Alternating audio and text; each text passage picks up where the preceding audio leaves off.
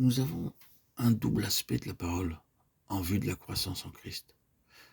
Premièrement, la parole est une déclaration inspirée de l'Esprit. C'est ce que la parole de Dieu doit être, et non pas simplement quelque chose qui a été écrit. Secondement, l'esprit de vie est associé à la parole. Ceci soulève une très grosse question, une question qu'il est peut-être quasi dangereux d'exprimer en public en ces jours et dont la réponse demanderait peut-être beaucoup d'explications. La question est celle-ci.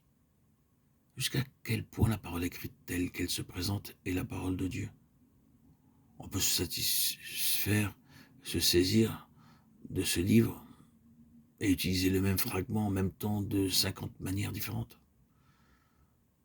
Le même passage de l'Écriture peut être la base d'une douzaine de choses différentes, toutes s'excluant et se contredisant.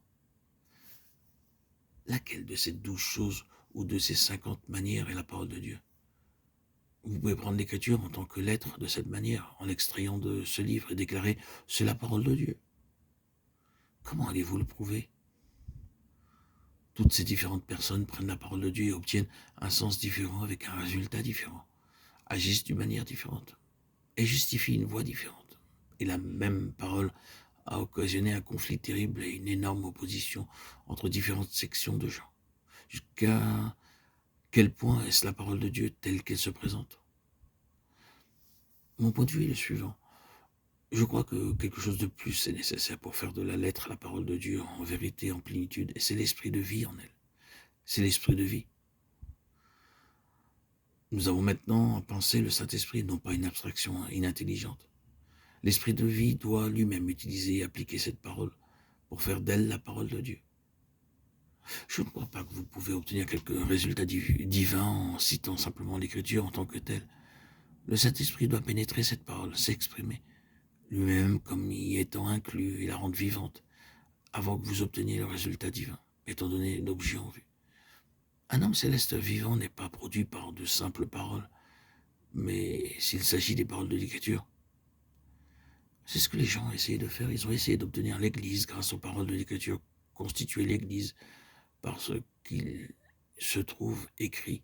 Et ainsi, vous avez une demi-douzaine de gens différents d'églises, tous se tenant sur ce qu'elles appellent la parole de Dieu, et la chose produite n'a aucune vie. C'est un homme céleste vivant que Dieu a en vue. Et pour produire cela, l'Esprit doit opérer par l'intermédiaire de la parole. Le Seigneur a dit à ses disciples, les paroles que je vous ai dites sont esprit et vie. Seigneur, à qui irions-nous? Tu es la parole de la vie éternelle. De la part de Pierre, celui qui a prononcé ces dernières paroles, c'était une parole de discrimination.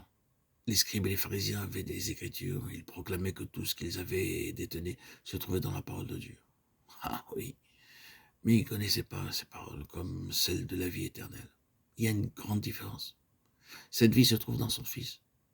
Il doit y avoir une relation vivante avec le Seigneur Jésus pour que les Écritures soient rendues efficaces.